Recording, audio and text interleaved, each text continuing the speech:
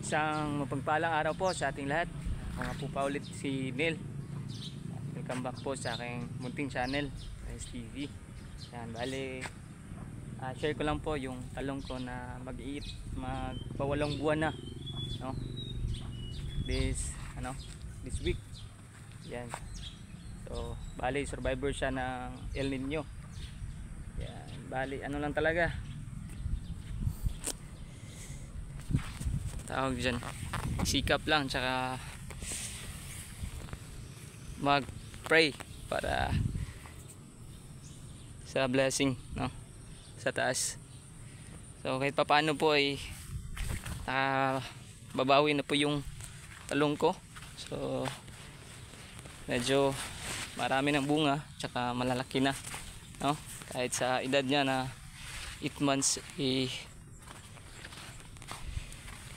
malaki na po yung bunga, tsaka marami na rin, no. Yan po, mimitas po ako ngayon, so hindi ko na po mabilang kung ilang pitasan na ngayon, pero ito lang po, no, share ko lang po yung talong ko sa edad na 8 months is ito yung bunga niya. Yan ay class A, yan, oh, mga bunga niya sa ilalim. So worth it po yung pag titiis, yan, sa mga farmers po dyan na nakaka-relate, kasi alam ko marami din nagtiis tong ininyo, kasi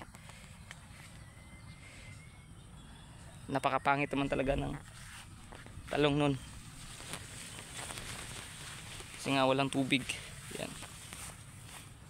Tapos yung talong ko is nasa lang to, mga 600 na puno ata. Yan. So medyo masukal na, no? Yung nung tag-araw, nung linyo, sobrang init dito. Itong talong na to ay napakalayo sa itsura niya ngayon. Dati halos mamamatay na talaga. Na lang, tinitiis ko na lang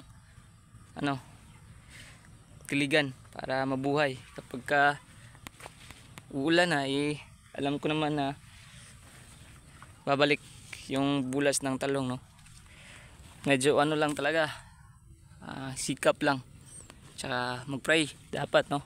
Hindi dapat lagi ng guidance sa taas, kasi wala tayong magagawa kung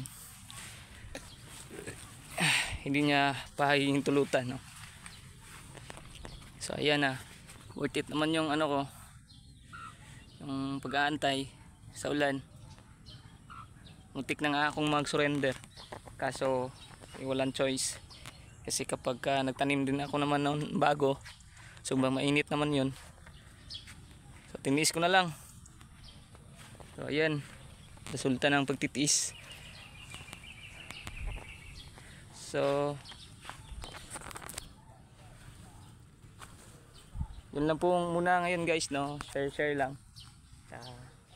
Maraming magandang araw po. Yun lang po. God bless po sa lahat.